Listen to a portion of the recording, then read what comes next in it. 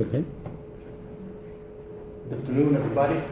Today I'm presenting you a paper by Su, Matsa, and Maru on unemployment insurance as a housing market stabilizer. Well, already the title gives away one of the main points of the paper, but let's go step by step.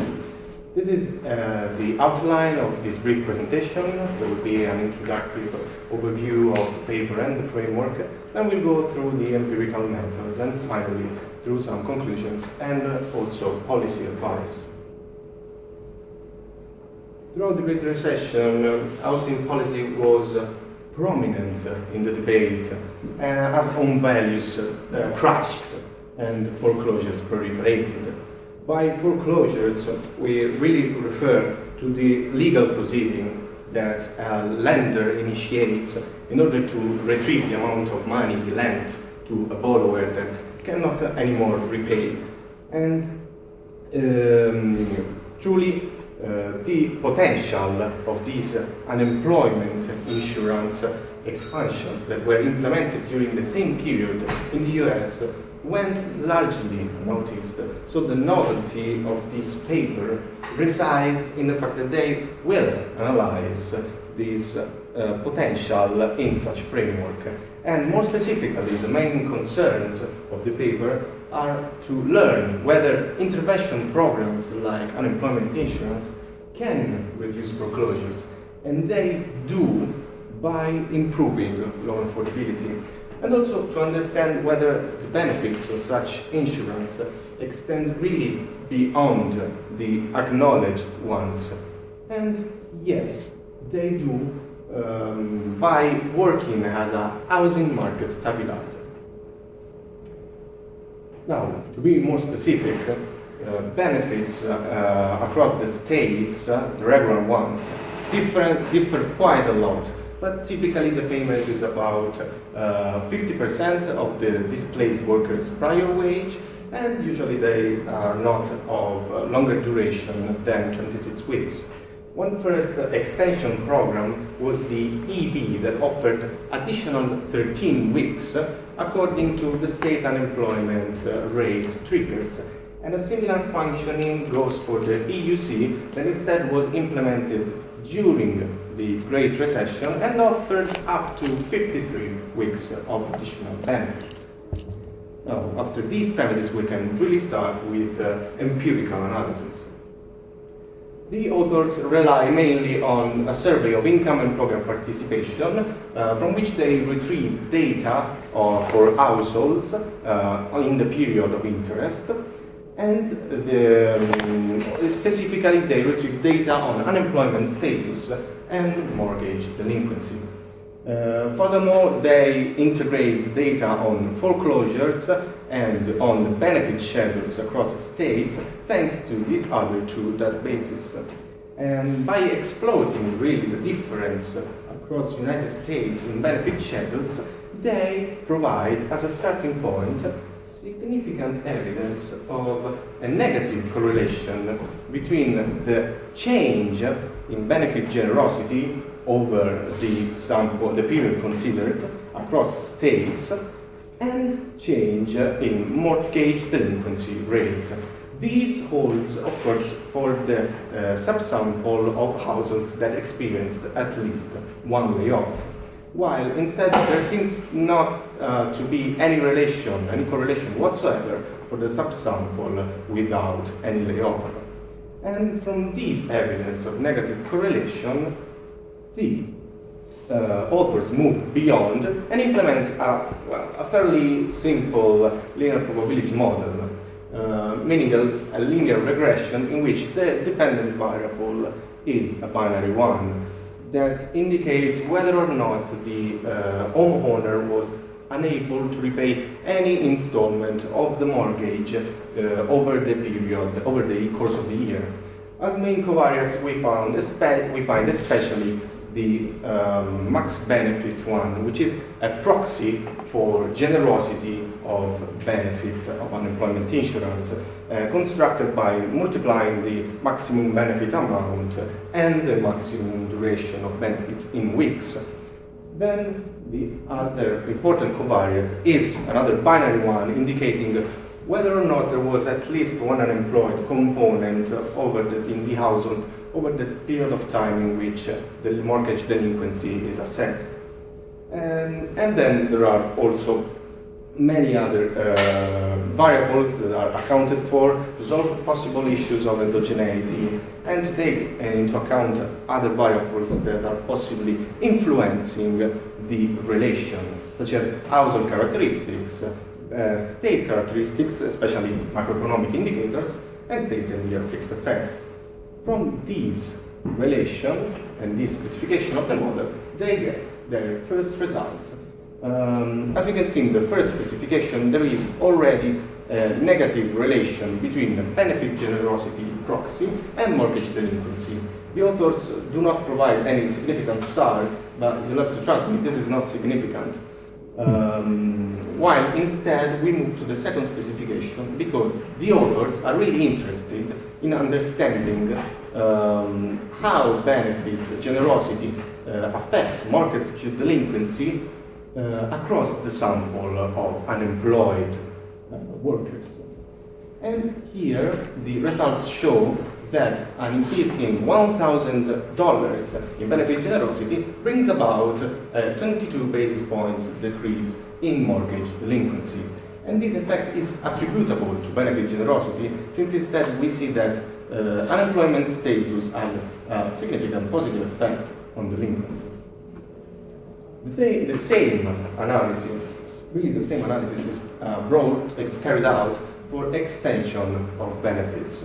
The only adjustment is that, of course, the main covariant max benefit is adjusted for the new extended maximum duration, and also the fact that unemployment rates of the states are explicitly and flexibly controlled for, since we said that these expansion programs are activated through triggers of unemployment rates in the states. Well, the sensitivity they estimate of delinquency to generosity of extended benefits is even more pronounced than what we have already shown. What really clarification, what does basis points mean? It's another way to say that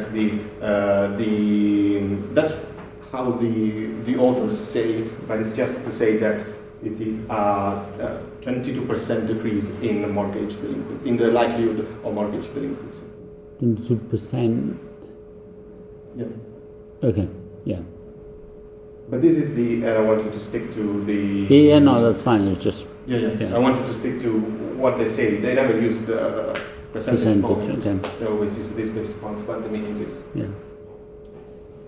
What really drives this effect is loan affordability. By providing direct cash assistance to unemployed workers, their liquidity constraints are relaxed, especially and even for those homeowners who are deeply underwater, who have debt to home equity ratio even above 100%, and that could find beneficial to strategically default. And as a further confirmation of this channel of transmission of the relation, the authors also find out that for those households who are less constrained and have to rely less heavily on unemployment insurance benefit, namely those who can resort to savings or spousal labor supply, for those households the sensitivity is way less pronounced. And now, with these first results at hand, we move to the analysis of the impact of unemployment insurance on the housing market during the Great Recession. The specification of the linear probability model is again very similar. The only difference is that now the dependent variable is always a binary one, of course, but in this case indicating whether or not a foreclosure proceeding was initiated in the household. And the same goes instead for whether it was completed or not. The most preferred specification, the one that accounts for all controls, is the second one, and the results show again significantly then a $1,000 increase in extended benefits brings about a 22% basis points decrease in the likelihood of foreclosure initiation across the sample for unemployed workers. And the same or a similar result holds for foreclosure completion likelihood instead, and a similar result holds even when, as a proxy for generosity of extended benefits, we only take into account the maximum duration of such benefits. With these results, the authors estimate, with a partial equilibrium evaluation, that UI extensions helped avoid about 1.3 million foreclosures in total during the Great Recession. But really, these estimate has to be taken with care, because it's just a partial equilibrium evaluation and it does not take into account general equilibrium effects, both on the negative side, so to say, but especially on the bright side, like the effect that foreclosures reduction in neighborhoods can have to support home values. And truly, concerning this very last point, the authors also study, with a slightly different model, the impact of unemployment insurance on home values. In this case, we have a pooled ONS model, and it's pretty straightforward. Home values, median home values, and unemployment rate now are instead gathered at the county level from two new databases, and from this pretty straightforward model, these are the results, the quite interesting results that the authors are able to get. As we can see, unemployment rate change brings about, as one could expect, a decrease in the median home value. But this effect is mitigated when we take into account the subsample of people who enjoyed the more generous benefits. And even more than that, if we interact unemployment rate change to see its effect as the extended maximum benefit vary over the sample, we have even a positive significant effect on median home values. Therefore, it seems like unemployment insurance worked in a stabilizing way on the housing market by insulating home values from unemployment shocks. And so in this way we arrive to the conclusive remarks.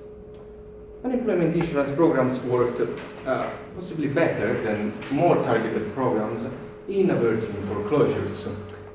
By providing direct cash assistance, they improved loan affordability, and they also avoided possible ex-ante distortions that are likely to happen when instead assistance is linked to indebtedness or foreclosure proceedings.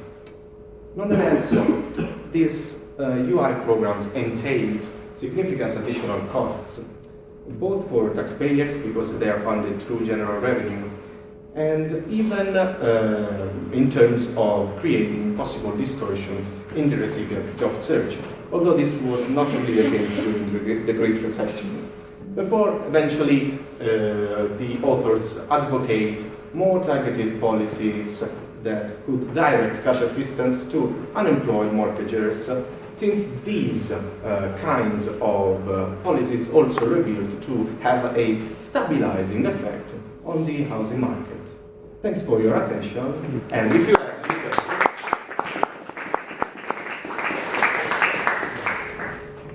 Since I've been asking questions to everyone, did the authors mention any adverse selection so that people that can't really afford it, they think, oh well, if I can't pay there will be assistance, and so you...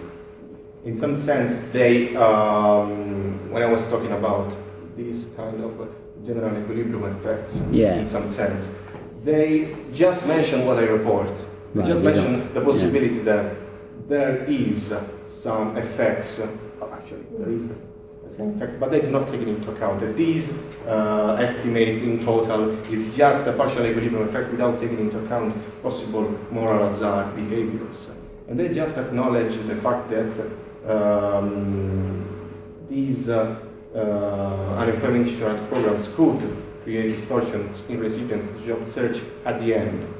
That's a moral hazard. Those Yes. more the adverse selection with bank lending to people that they knew wouldn't be able to pay back, and they lend the money because they knew there would be benefits afterwards. But that's not. Yeah.